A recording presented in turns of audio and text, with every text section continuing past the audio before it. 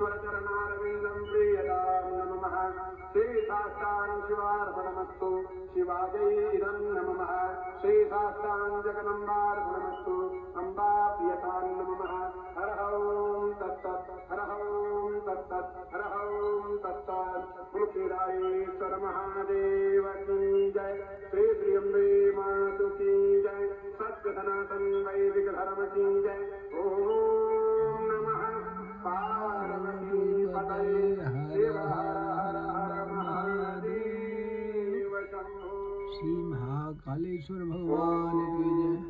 रावणारिं नमस्कृत्य भक्तानां भयंकरम् रावणस्याकृते पूर्वे भासाटीकां सुखावहम् आचार्य श्रीरावणोवाच जटाटवीकलज्जलप्रवाह पावितस्थले कलेवलं यलम्बितां भुजङ्गतुङ्गमालिकां डमट्टमट्टमट्टमन्निनादवड्डमर्वयं चकार चण्डताण्डवं तनोतु नः शिवः शिवम् जटाकटाहतं भ्रमं भ्रमन्निलिम्पनिर्झरि विलोलन्ति वल्लरी विराजमानमूर्धनि गद्गद्गद्गज्ज्वलल्ललाटपट्टपावके किशोरचन्द्रशेखरि रति प्रतीक्षणं मम धराधरेन्द्रनन्दिनि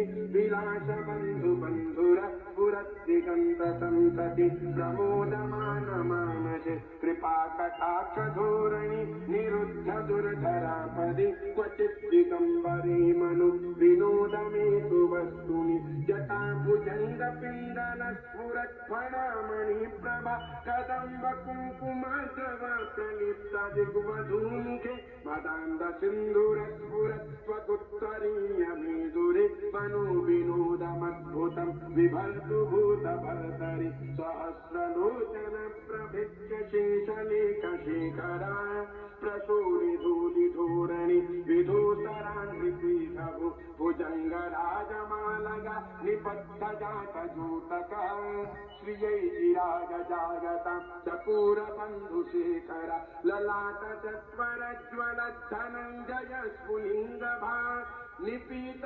पञ्चसायकं नमन्निलिम्पनायकं सुधामयूखलेखया विराजमानशेखरं महाकपादिसम्पदि शिरोजटालमस्तु नः करालभालपट्टिकाधकद्धकद्धकज्ज्वल धनञ्जयाहुतीकृत प्रचण्ड पञ्चसायके जटाधरेन्द्रनन्दिनि कुचाग्रचित्रपत्रक प्रकल्पनैकशिल्पिनी त्रिलोचने रतिर्मम नवीनमेघमण्डलि निरुद्ध दुर्धरस्फुरत् कुहूनिषेधिनी तम प्रबन्धबद्धकन्धर निलिम्पनिर्झरीधरस्तनोतु कृत्तिसिन्धुरा कलानिधानबन्धुर श्रियं जगद्धुरन्धर प्रफुल्ल नीलपङ्कज प्रपञ्चकानिमप्रभा वलम्बिकण्ठकन्दलीरुचि प्रबद्धकन्धरं स्मरच्छिदं पुरच्छिदं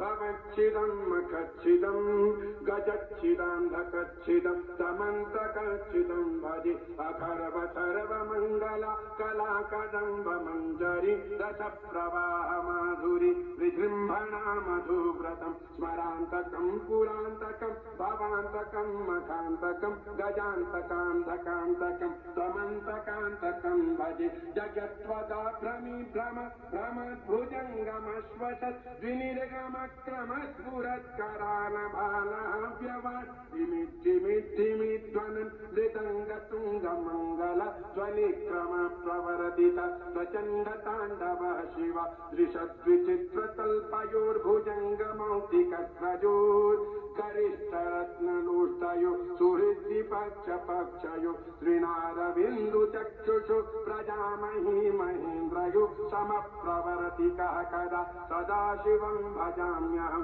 कदा निलिम्पनिर्झरि निकुञ्जकोटरे वसन् विमुक्तदुर्मती सदा शिरस्तमञ्जलिं वहन् विलोललोललोचनो ललामभाललग्नकः शिवेति मन्त्रमुच्चरन् कदा सुखी भवाम्यहम् इमं हि नित्य नित्यमेव मुक्तमुत्तमोत्तमं स्तवम् पठन् स्मरन् ब्रुवन्नरु विशुद्धिमेति सन्ततम् हरे गुरौ सुभक्तिमाशु याति नान्यथा गतिम् विमोहनं हि देहिनं सुशङ्करस्य चिन्तनं सुशङ्करस्य चिन्तनं सुशङ्करस्य चिन्तनम् पूजावसानसमये दशवक्त्रगीतम् यः शम्भुपूजनपरम् पठति प्रदोषे तस्य स्थिरां रथगजेन्द्रतुरङ्गयुक्ताम्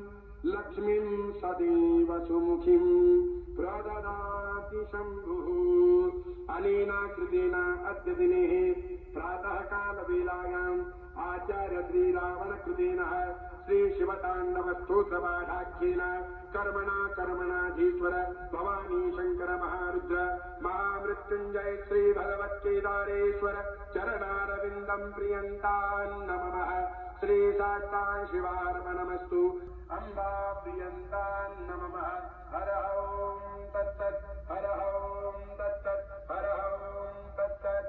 बोलो केदारेश्वर महादेव की जय। श्री श्री अम्बे मातु की जय। मुकुंद भैरवनाथ भगवान की जय। सत्य सनातन वैदिक धर्म की जय। ओम नमः पार्वती पतये शिव हर हर हर महादेव शंभो। नमः शिवाभ्यां नवयौवनाभ्यां परात्पराश्लीष्टवपूर्धराभ्यां चेतनाभ्यां नमो नमः शंकराभ्यां